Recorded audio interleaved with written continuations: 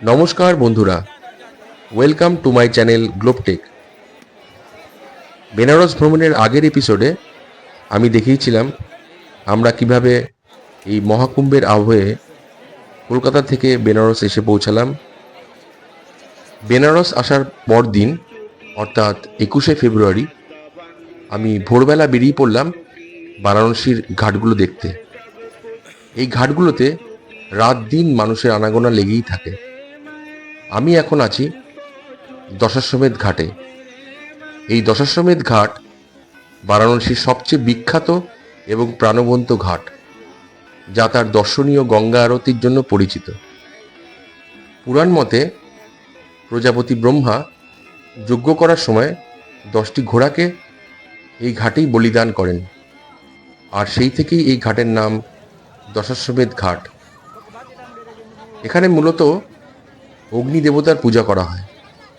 এছাড়াও সূর্য দেবতা, দেবাদিদেব মহাদেব ও গঙ্গা নদীর আরাধনাও করা হয়।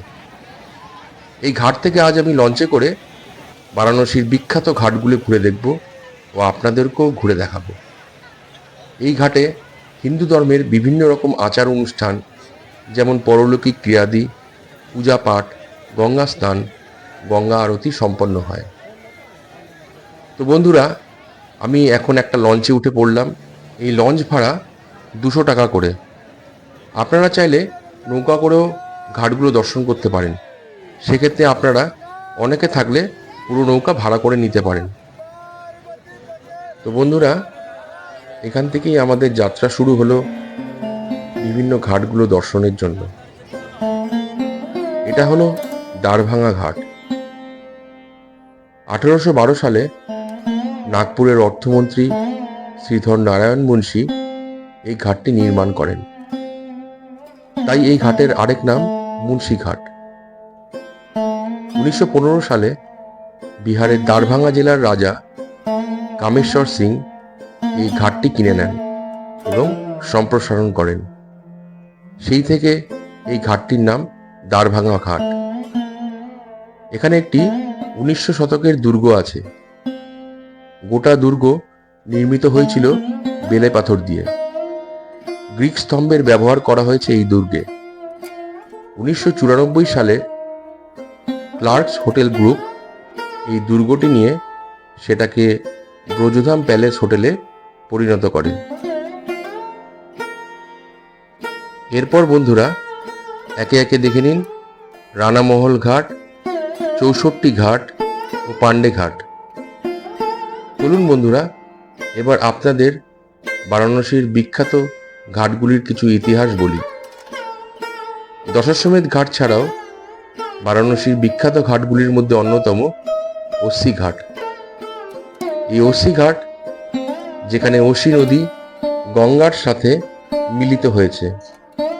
দেবী দুর্গা শুম্ভ আর নিশুম্ভ নামক দুই রাক্ষসকে বধ করার পর তার অসি বা তরবারি এই নদীতে ফেলেছিলেন। তাই এই ঘাটের নাম অসি ঘাট। এই অসি ঘাটের অন্যতম আকর্ষণ সকালবেলার গঙ্গা আরতি।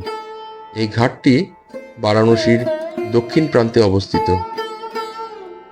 এরপর এক এক করে দেখে নিন চেতসিং ঘাট, মীর ঘাট, সিন্ধিয়া ঘাট, মান মন্দির ঘাট, মানসরোবর ঘাট, কেদার ঘাট ও হরিশ্চন্দ্র ঘাট। এই চেতসিং ঘাট, এই ঘাটের সাথে জড়িয়ে আছে নানা ইতিহাস। 1781 সালে এখানেই লড়াই হয়েছিল ওয়ারেন হেস্টিংস আর চেতসিং এর। চেতসিং এখানেই একটি ছোট্ট কেল্লা তৈরি করেছিলেন সুরক্ষার জন্য। যুদ্ধে তিনি হেরে যান এবং ব্রিটিশরা এই কেল্লাটা দখল করে। আগে এই ঘাটের নাম ছিল খিড়কি ঘাট। নদীর 4টি তীর এই ঘাটের সঙ্গে যুক্ত, যথা চেতসিং, নিরঞ্জনী, নির্বাণী ও শিভালা।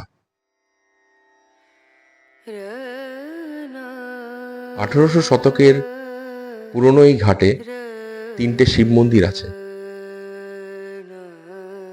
আপনি এর মধ্যে যে কোনো একটা ঘাটে গিয়ে মিনিট 10 দাঁড়ান, মনে হবে আপনি একটি অন্য দেশে চলে এসেছেন। গেরুয়া বসন পরা সাধু, মন্ত্রের উচ্চারণ, পর্যটকদের উচ্ছ্বাস, গণৎকারের মেলা আর সন্ধ্যা আরতি, সব মিলিয়ে এক অদ্ভুত অনুভূতি। এরপর দেখে নেবেন মানমন্দির ঘাট। রাজপুত স্থাপত্যের জন্য এই ঘাটটা অবশ্যই দেখবেন। এছাড়াও রয়েছে মানসরোবর ঘাট, যেটা জয়পুরের রাজা মান সিং 1585 সালে নির্মাণ করেন।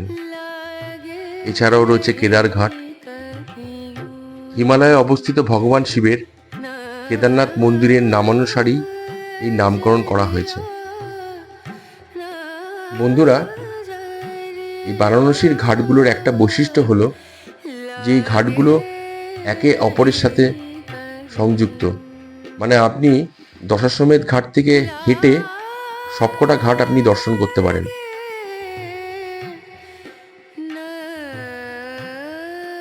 বন্ধুরা, ভাবছেন আর কি কি ঘাট দেখা বাকি রয়ে গেল? এরপর দেখে নিন সিন্ধিয়া ঘাট।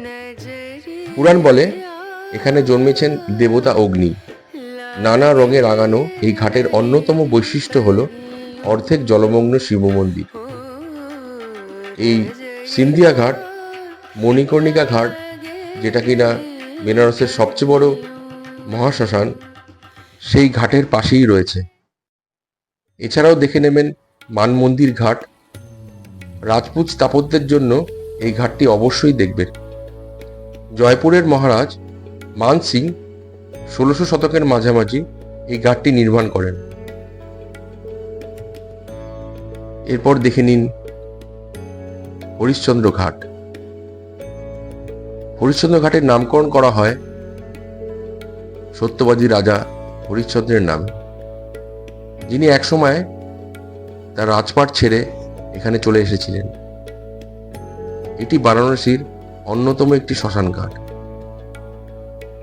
মণিকর্ণিকা ঘাটের মতোই বলা হয় এই ঘাটে দাহ করলে নাকি জন্ম মৃত্যুর বন্ধন থেকে মুক্তি মেলে। বারাণসীতে সব মিলিয়ে 84টি ঘাট রয়েছে, যার মধ্যে নমঘাট একদম নবতম সংযোজন।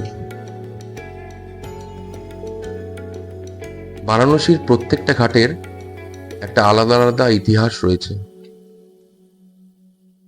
আমরা বেশ কয়েকটা ঘাট দেখে ফিরে চললাম দশাশ্বমেধ ঘাটের দিকে, ঠিক যেখান থেকে আমরা লঞ্চে উঠেছিলাম। এরপর যাব বৌদ্ধ তীর্থক্ষেত্র সারনাথ দর্শনে। বন্ধুরা, এই হরিশ্চন্দ্র ঘাট দেখার পরই লঞ্চ ঘুরিয়ে নেওয়া হয় দশাশ্বমেধ ঘাটের দিকে। আপনারা যদি সকাল সকাল এই ঘাটগুলো দর্শন করে ফেলেন, তাহলে দুপুরের লাঞ্চ সেরে আপনারা একটা অটো নিয়ে বেরিয়ে পড়তে পারেন সারনাথের উদ্দেশ্যে।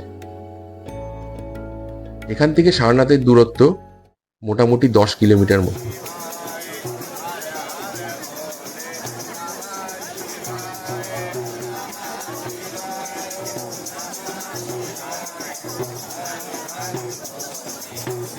বন্ধুরা, আমি এখন আছি কাশী বিশ্বনাথ মন্দিরের 4 নম্বর গেটের রাস্তায়।